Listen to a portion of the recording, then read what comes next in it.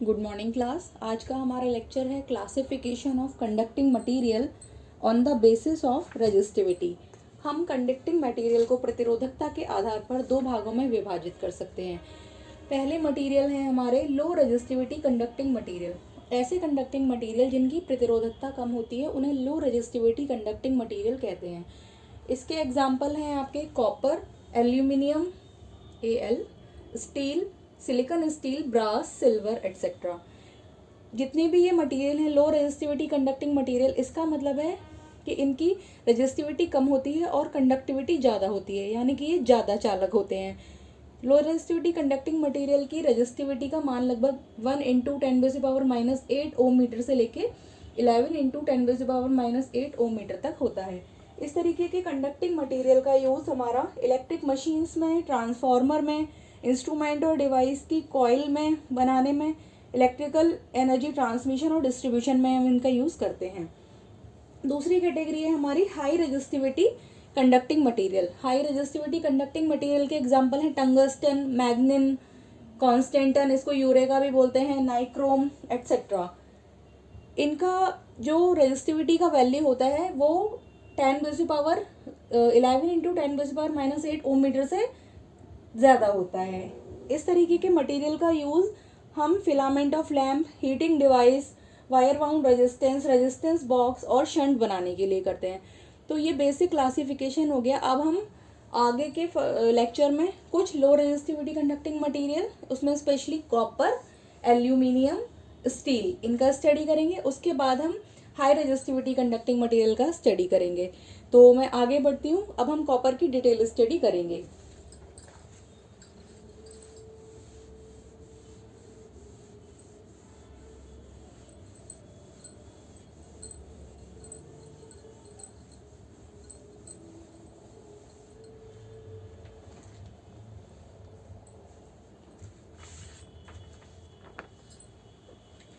Copper को हिंदी में तांबा बोलते हैं, आप सब इसको जानते हैं। ये लाल रंग की धातु होती है। इसको Cu से रिप्रेजेंट करते हैं और इसका एटॉमिक नंबर 29 होता है। कॉपर हमारा नेचुरली अवेलेबल होता है नेचर में।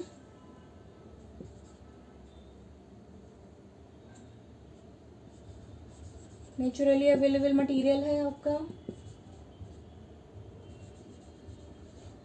इसके अलावा ये सबसे अच्छा कंडक्टर होता है इलेक्ट्रिसिटी का चांदी के बाद। चांदी कॉपर से भी अच्छा इलेक्ट्रिसिटी का कंडक्टर है, लेकिन चांदी क्योंकि बहुत ही ज़्यादा महंगी होती है, उसको हम ऐसे वायर्स वगैरह बनाने के लिए यूज़ नहीं कर सकते हैं। तो अगर प्रैक्टिकल यूज़ में देखा जाए तो कॉपर आपका सबसे अच्छा चालक होता है, सबसे अच्छा कंडक्टर होता है। दूसरा पॉइंट है इसका। इसके बाद हम बात करते हैं कि कॉपर की प्रतिरोधकता यानी कि इसकी रेजिस्टिविटी का मान लगभग 1.725 × 10⁻⁸ ओम मीटर होता है एट 20 डिग्री सेंटीग्रेड। ये इसकी प्रतिरोधकता का मान है। इसका प्रतिरोध ताप गुणांक यानी कि टेम्परेचर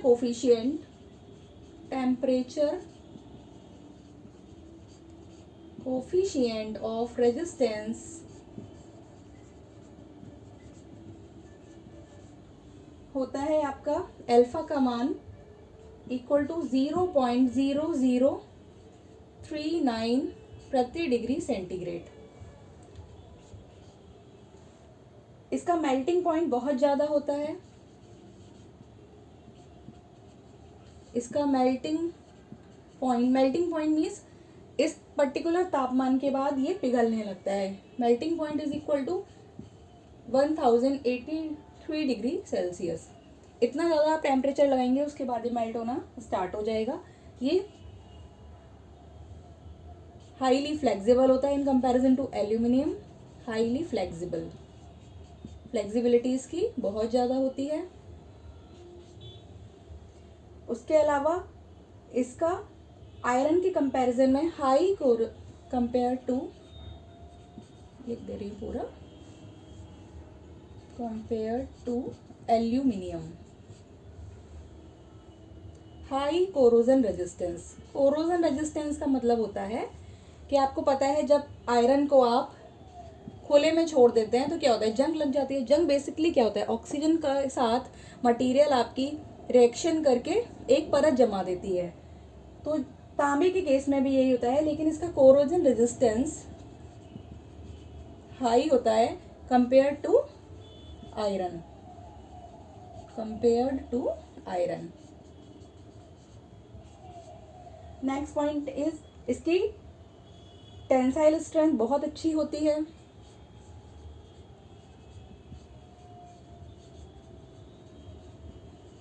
इसकी टेंसाइल स्ट्रेंथ 20 kg पर मीटर स्क्वायर से 40 kg पर मीटर स्क्वायर तक होती है।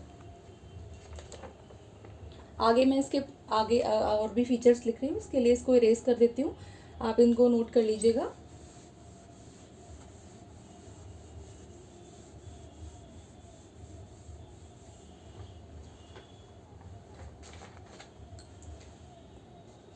इसका कांटेक्ट रेजिस्टेंस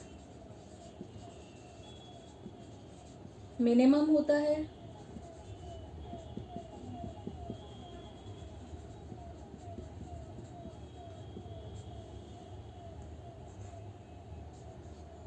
ये हार्ड सस्टेनेबल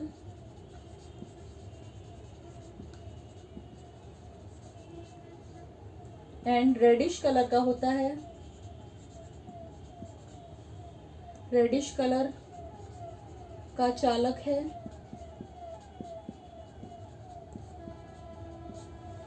कॉपर की एक विशेषता ये भी है, ये नॉन मैग्नेटिक होता है।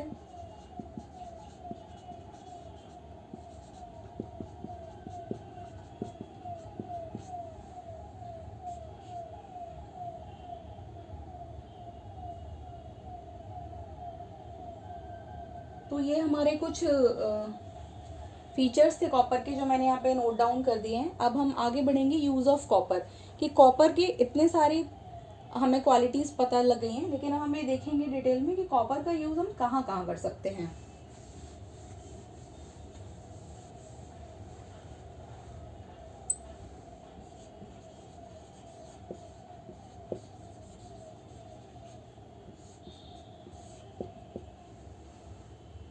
कॉपर का जो आपका मैकेनिकल स्ट्रेंथ होता है वो बहुत ज़्यादा होता है। हाई मैकेनिकल स्ट्रेंथ की वजह से जो भी आपका हार्ड ड्रॉन कॉपर होता है, अभी मैं आपको बताऊंगी कि हार्ड ड्रॉन कॉपर और एनील कॉपर में क्या अंतर होता है।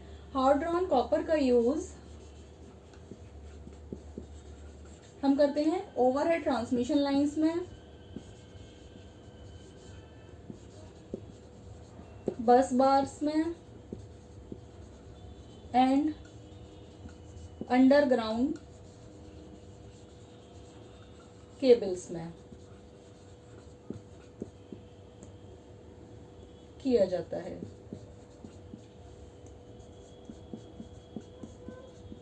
दूसरा होता है आपका एनील्ड कॉपर। एनील्ड कॉपर का यूज आपका होता है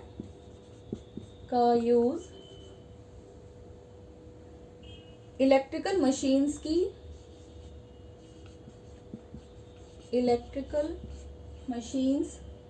ट्रांसफॉर्मर की कॉइल्स यानी कि कुंडलियां, कॉइल्स एंड वायर्स बनाने में किया जाता है।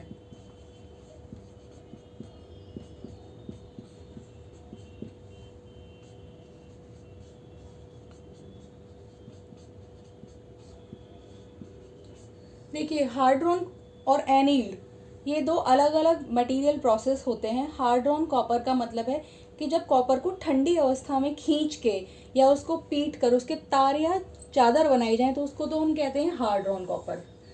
एनील कॉपर का मतलब है कि जब धातु को गर्म करके उसके बाद उसके ऊपर कोई प्रक्रिया की जाती है, ठीक है, एक निश्चित तापमान तक गर्म करके उसके बाद जब हम कोई प्रक्रिया करते हैं तो उसको हम बोलते हैं एनिलिंग। तो ये दो कुछ प्रोसेस हैं जो हम अपने मेटल्स पे अप्लाई करते हैं, लेकिन यहाँ पे आपको इनके डिटेल डिस्क्रिप्शन की ज़रूरत नहीं है, बस यहाँ पे दोनों का जो अलग अलग यूज़ था वो मैंने बता दिया है। तो आई होप आपको कॉपर की जो स्पेसिफिकेशन है और जो इसके यूज़ हैं वो आपको समझ में आ गए होंगे। अब हम आगे बढ़ते हैं एल्यूमिनियम की तरफ। इसको मैं इरेज कर दे रही हूँ।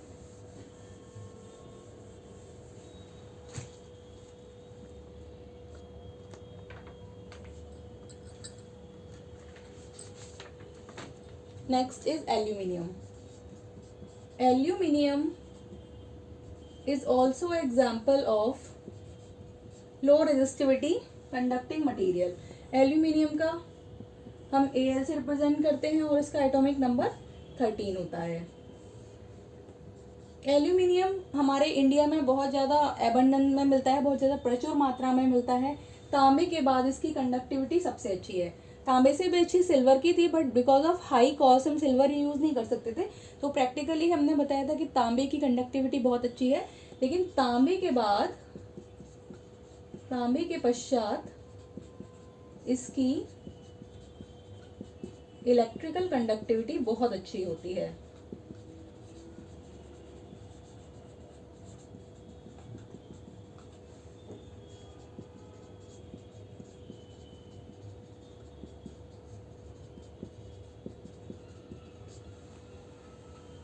चीपर देन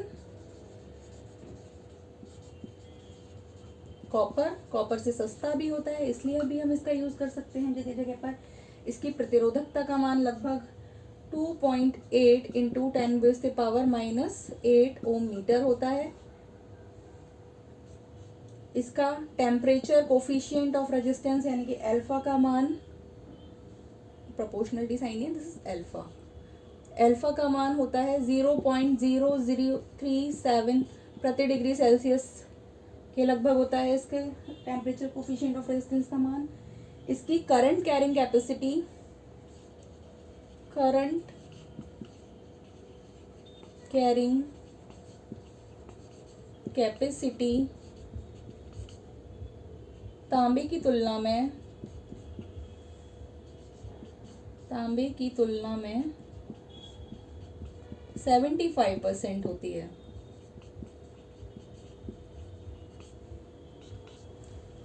जैसे मैंने बताया था आपको कि जब हम कॉपर को खुला छोड़ देते हैं तो उसके ऊपर ऑक्सीजन से क्रिया करके एक ऑक्साइड लेयर बन जाती है। इसी तरह खुले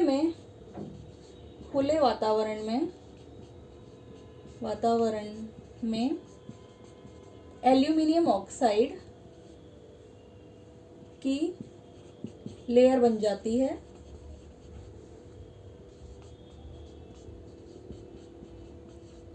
जो कि कोरोजन रेजिस्टेंस होती है, यानी कि जो कि जंग लगने से बचाती है, जो कि कोरोजन रेजिस्टेंट होती है।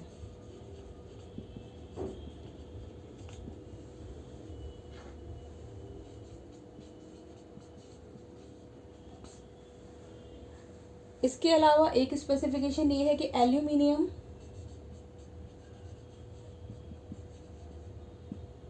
एक सॉफ्ट मटेरियल होता है।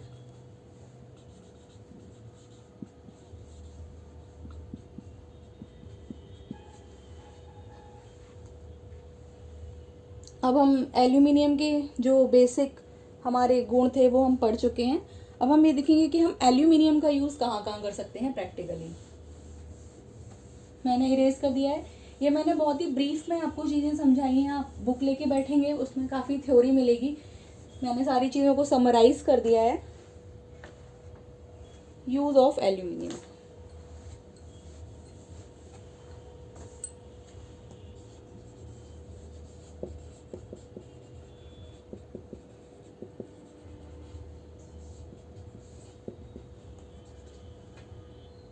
एल्यूमिनियम का भी यूज़ हम overhead transmission lines, overhead lines, underground cables,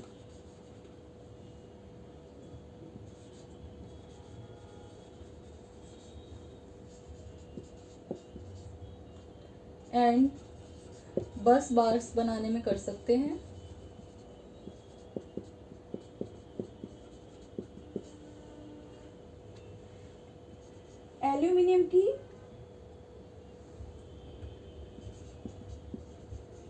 aluminium की टेंसाइल स्ट्रेंथ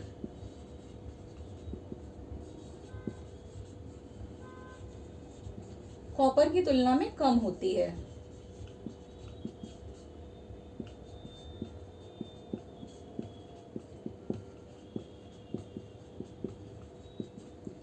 इसलिए जब भी हमें एल्यूमिनियम वायर को ओवरहेड लाइन के रूप में यूज करना होता है, हम क्या करते हैं, एक लोहे के तार के ऊपर एल्यूमिनियम को इस तरीके से हम चढ़ा देते हैं, या ऐसे एल्यूमिनियम के लंबे लंबे तार हम लोग चढ़ा देते हैं। उसको हम बोलते हैं ACSR।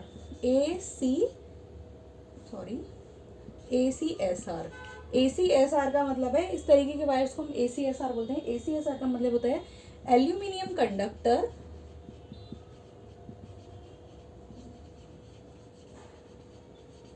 रेनफोर्स्ड,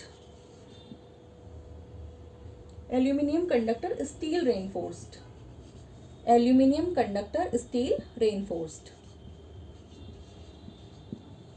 इसके अलावा हम ट्रांसफार्मर कॉइल्स में